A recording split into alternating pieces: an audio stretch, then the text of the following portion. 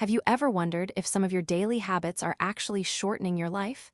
This is something that many people don't talk about. Aging doesn't happen overnight. It's not like you turn 70 and your body gives up. In fact, it's the little habits, the little choices you make every day that can make or break you. And the truth is, some of those habits are silently draining your energy, stealing your health, and even shortening your life. If you're between 65 and 85, this video is for you. We're going to explore 6 bad habits that many seniors have without even realizing it. These aren't just bad ideas. They're dangerous habits that are slowly destroying your health. From how you eat to how you move to how you think and connect with others, each of these habits can make a big difference in how long and how well you live. So if you're ready to live a longer, healthier, happier life, stick with us until the end. You might find that just one small change is all it takes to start a new chapter. Now, let's get started. First, break the habit of daily exercise. It's not about running marathons or lifting weights. It's about keeping your body moving every day. And when that stops, when movement becomes the exception rather than the rule, the decline is rapid and often irreversible. One of the worst habits that seniors fall into after age 65 is simply not moving enough. It starts innocuously. Maybe your knees hurt. Maybe it's cold. Maybe you just don't feel like moving today. Then today turns into tomorrow. And before long, sitting still becomes your default state. The danger isn't just stiffness or muscle loss, although those are serious. The bigger problem is that physical inactivity silently sabotages everything. Blood flow slows, balance deteriorates, digestion suffers, and even the brain begins to slow down. And the scariest thing is, you may not even realize it until one day. Getting out of a chair becomes difficult, or even a short walk exhausts you. Take Harold, for example. He's 76, retired, and he stopped walking when winter came. He thought he'd start walking again in the spring. But when spring came, his legs started to weigh him down. His back ached constantly, and even walking down the driveway was painful. His doctor told him flat out, "You're not getting old, you're rusting." It was very painful. So Harold started doing gentle exercise, 10 minutes a day. Now he walks almost a mile every morning, and he swears it has helped him regain his independence. You see, your body is like a machine. If it sits still for too long, parts will stiffen up. But if you use it, even gently, it stays smooth, flexible, and functional. Don't underestimate the power of 10 minutes of stretching, a few steps around the block, or standing up to talk on the phone. These little movements add up to make you feel like yourself. If you've been sedentary lately, that's not a shame. It's about recognizing the moment you stop moving and choosing to start again on your own terms, at your own pace, because your body wants to serve you well into your 80s and 90s. But it can only do that if you keep it up. And the good news is, you don't have to become a gym rat. You just have to keep going. That little habit alone can keep you grounded, sharp, and alive longer than you ever expected. Second, suppress your emotions. Many people think that being strong means keeping it all inside, putting on a brave face, not complaining, not being afraid. And for years, even decades, you may have done just that. But after age 65, this silent habit can start to eat away at you from the inside. Suppressing emotions is one of the most dangerous habits that older adults are susceptible to. And the damage goes beyond your mind, it's also deeply rooted in your physical health. Studies have shown that suppressed emotions are linked to increased inflammation, high blood pressure, heart disease, and even memory problems. Why? Because when you suppress stress, grief, resentment, or fear, your body absorbs it. It stores that tension in your muscles, your gut, your nervous system. You may tell yourself that you're just being strong or that no one wants to hear you whine. But strength isn't about being quiet. True strength is knowing when something is heavy and having the wisdom to let it go. When you hold on to pain for too long, especially emotional pain, it doesn't just go away, it changes you. It makes you irritable, more withdrawn, less hopeful. It can even make you sick without you knowing why. Think about James. He lost his wife at 70, and for the next 2 years, he barely talked about her. He kept busy, kept polite, told people he was fine, but deep down inside, he was falling apart. The grief had been weighing on his chest like a weight he couldn't shake. Eventually, it caught up with him. High blood pressure, poor sleep, fatigue. When he finally joined a support group and talked about his wife, really talked, something broke. Not in a negative way, but in a healing way. He told his story, cried with strangers, and for the first time in years, he felt like he could breathe again. You don't have to share your feelings with everyone, but you do need somewhere to get them out. A trusted friend, a journal, a support group, a therapist, whatever works for you. And yes, it may feel awkward at first, but the relief that comes afterward is the freedom we are all looking for. There is also a loneliness that comes with emotional silence. When you don't speak your truth, people think you're okay. They stop asking. They stop asking. And pretty soon you're surrounded by people, but you feel completely alone. That's devastating for anyone, especially seniors. Connection is not a luxury, it's a necessity, and it starts with opening up even a little. Suppressing your feelings doesn't make you stronger. Process them, share them, heal them. That's true strength. It's never too late to speak up, to be heard, to lighten the emotional load. You've been patient for so long. If you're still watching this video and you found this helpful, please comment number 2 below to let me know you're here. And if you haven't already, I encourage you to subscribe and turn on the bell so you don't miss any videos. Your support helps us continue to create content that is helpful, informative, and inspiring. Now, let's move forward. Third, neglect. Muscles contract, blood flow slows, even digestion slows. And the most dangerous thing is that it happens gradually, so gradually that you don't even notice, until suddenly you can't do the things you used to take for granted. There's a psychological layer to this too. Movement isn't just about keeping fit. It's deeply tied to our self-esteem and identity. When we move easily, we feel more capable, more alive. But when movement starts to get difficult, we avoid it, making it even more difficult. That creates a vicious cycle of decline, more inactivity, more stiffness, and eventually the fear of falling or getting hurt. That fear keeps people trapped both physically and mentally. I know a woman named Linda, 74, who spent most of her time sitting after retirement. She avoided stairs, used delivery services instead of walking to the store, and even stopped gardening, a hobby she once loved. By age 76, she needed help getting up from her couch. It wasn't a disease. It wasn't an accident. It was the slow result of muscles that had weakened from disuse. But with encouragement, she started a simple routine. Just walking to the mailbox twice a day, then uptown, then around the block. A year later, she was dancing at her granddaughter's wedding. The change didn't come from the gym. It came from deciding to get moving again. Moving doesn't mean running marathons or lifting weights.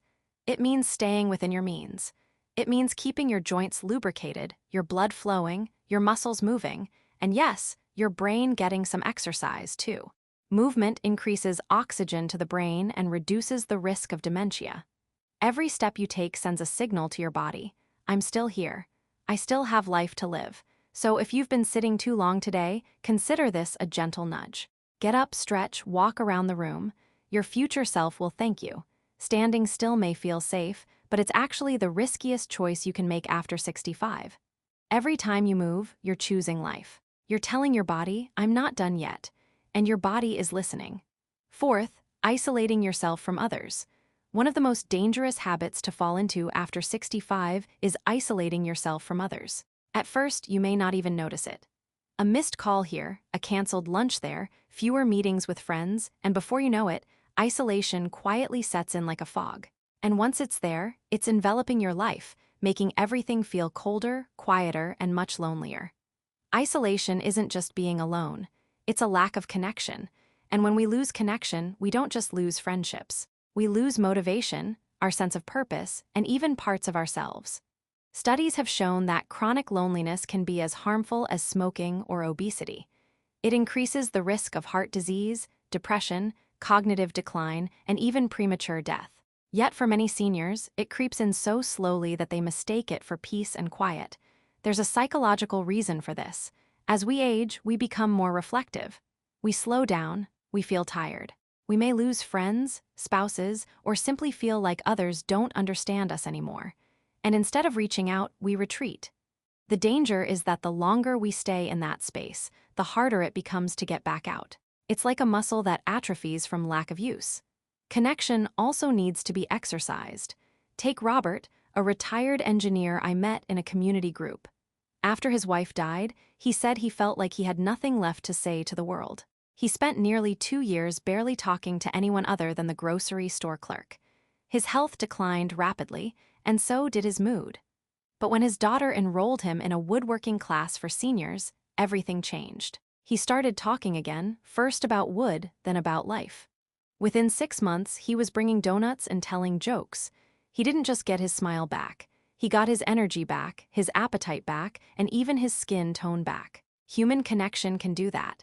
It's medicine, not pharmaceutical cells. Even if you're an introvert, staying socially active is important. It could be a weekly phone call with a friend, volunteering at a local center, joining a book club, or simply chatting with a neighbor while checking the mail. These small interactions build a bond. They remind you that you still matter, that your presence is still valued. And don't believe the lie, "I don't want to be a burden."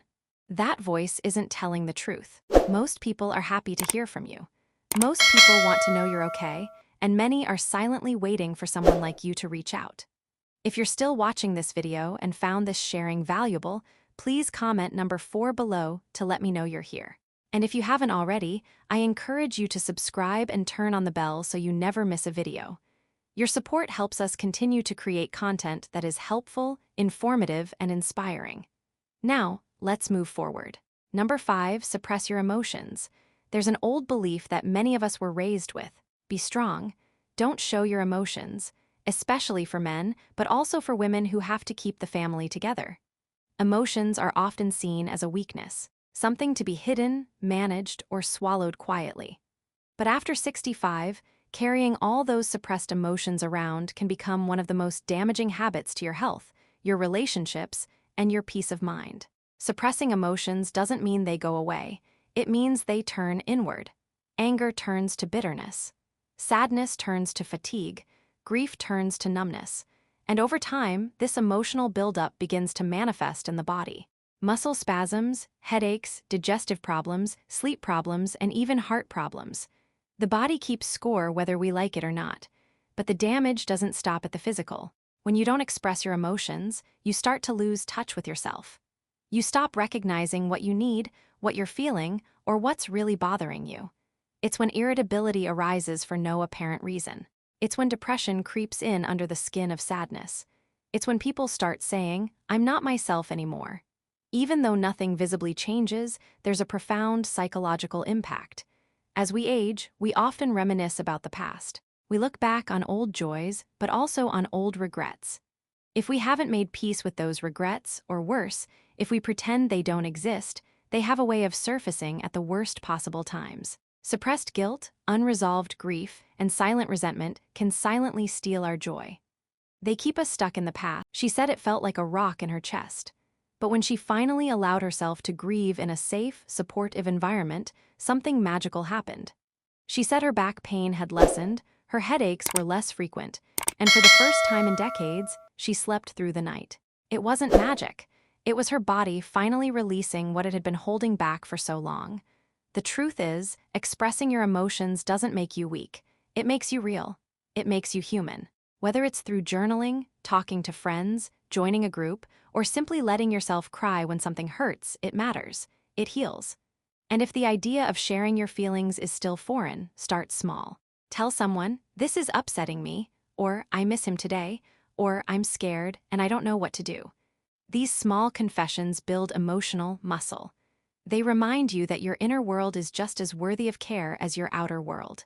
Emotional repression may feel like control, but it's actually avoidance. And avoidance keeps you stuck.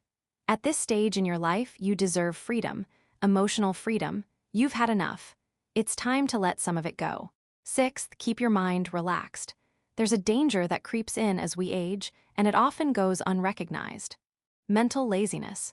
When we get tired or slow down in our daily activities, it's easy to stop challenging our brains. The days can blend together, and before we know it, our minds start to lose their clarity. But mental laziness is more than just forgetfulness. It's one of the most underrated habits that shortens our lifespan and quality of life. The brain is like a muscle. If you don't use it, it gets weaker. That's not just a figure of speech. Many studies have shown that older adults who maintain a mental focus on reading, learning, and problem solving have a lower risk of cognitive decline, dementia, and depression. That doesn't mean you need to go to college at 75, but it does mean your brain still craves stimulation, variety, and purpose. Mental laziness often starts subtly, with watching the same shows, talking about the same topics, reading the same newspapers, and skipping the harder parts every day.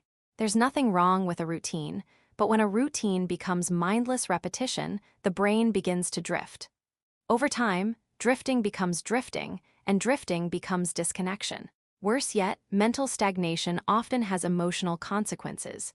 A bored mind becomes anxious. When you're not thinking about something interesting, your brain starts worrying, obsessing, or dwelling on past regrets. That's when people start to feel like they're just existing, not really living. That's when the days drag on, but the weeks feel meaningless. Think about how alive you felt the last time you learned something new. Maybe it was how to use your smartphone, cook a new recipe, or learn about online banking. It might be frustrating at first, but once you get used to it, doesn't it feel great? That spark, that aha moment, is your brain lighting up. And every time you expand your thinking, your brain builds new connections, strengthens old ones, and fights aging. A man I know, James, started playing chess at age 72. He had never played before in his life. He said the first few months were embarrassing. He lost almost every game.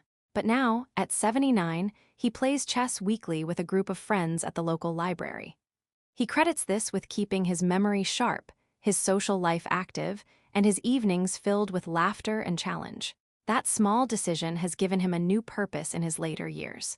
The good news is that exercising your mind doesn't have to be difficult or expensive. Crossword puzzles, card games, reading aloud, joining a discussion group, learning a few words in a new language, even listening to podcasts that make you think are all valuable. The key is to stretch your mind, not force it. Push your thinking, but enjoy the process. Because it's true, aging doesn't mean dying, and it certainly doesn't mean stopping. The mind, like the body, thrives when used. It needs to be nurtured, exercised, and respected. So if you find yourself feeling dull, gloomy, or stuck in the same mental loop, shake things up, get curious, ask questions, try something you've never tried before. If you're still watching this video and found these insights valuable, please comment number 6 below to let me know you're here. And if you haven't yet, I encourage you to subscribe and turn on the bell so you never miss a video. Your support helps us continue to create great content to inform and inspire you. Now, let's move forward. I'm Riri. Final thoughts. As we enter our later years, it's easy to look back and focus on what we should have done differently. But here's the truth. What matters most is what we choose to do now. Every habit we've talked about today, whether it's not getting enough sleep, bottling up our emotions, or neglecting our brains, isn't a statement. It's an invitation. An invitation to reset, reflect, and reclaim your time and your health. Getting older doesn't mean your life is going to shrink. In fact, for many of us, this stage can be the most meaningful if we're willing to be conscious. That doesn't mean perfection. It means awareness. It means choosing to stop slowly drifting into the habits that dim our light and instead choosing to do small, courageous things to keep it burning. One of the most powerful truths I've learned is that you're never too old to change. Whether you're 65, 75, or 85, every day presents an opportunity to make a course correction. And often the biggest changes don't come from giant leaps, but from small decisions you make every day. Go for a 10-minute walk, have an honest conversation, turn off the TV a little earlier, and pick up a book. Say no to extra food when you're full. You don't have to understand everything, but you do have to be honest with yourself. And you have to be open to learning, to letting go, and to living deeply, not just living longer. Because in the end, longevity isn't just about adding years to your life. It's about adding vitality to your years. And the more you believe in that truth, the more fulfilling, joyful, and resilient your days will be, no matter how many candles are on your birthday cake. So take a breath, check in, look at your habits, not with judgment, but with curiosity. Ask yourself, am I living in a way that I'm proud of? And if the answer isn't a resounding yes, that's a gift too, because it means there's room to grow.